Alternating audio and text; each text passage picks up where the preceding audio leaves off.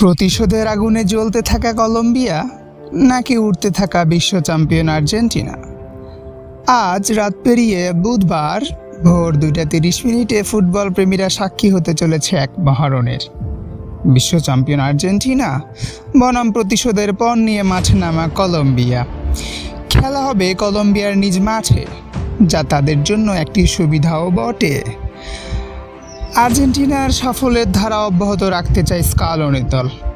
বিশ্ব champion Argentina বর্তমানে football বিশ্বের অন্যতম শক্তিশালী এবং আত্মবিশ্বাসী তারা। কোপা আমেরিকার ডিফেন্ডিং চ্যাম্পিয়নের যে তারা। বিশ্বকাপ বাছাই পর্বের গত ম্যাচেও চিলির বিপক্ষে মেসি এবং ডি মারিয়াকে ছাড়াই 3-0 বিশাল ব্যবধানে জিতে প্রমাণ করেছে বর্তমানে ফেভারিট তারাই।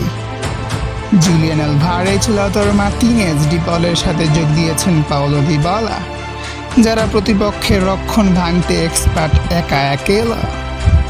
ডিফেন্সে চীনের প্রাচীর হয়ে দাঁড়িয়ে থাকা রোমেরো, ওটামেন্দি বা লিসা। গোলবার এমি মার্টিনেজকে দেখে প্রতিপক্ষ পায় না কোনো দিশা। তবে এটি কলম্বিয়ার জন্য প্রতিশোধ মিশন। কলম্বিয়ার জন্য এটি শুধুমাত্র একটি ম্যাচ নয়, বরং কোপার ফাইনালে হারের প্রতিশোধ নেওয়ার সুযোগ যে এটাই।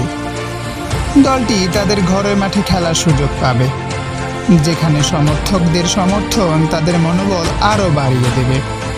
হামেস রদ্রিগেজ, দুভান সাপাতা এবং লুইস দিয়াজের মতো তারকারা এত সহজে ছাড়বে না, মরণ কামড়ও দিতে পারে তারা।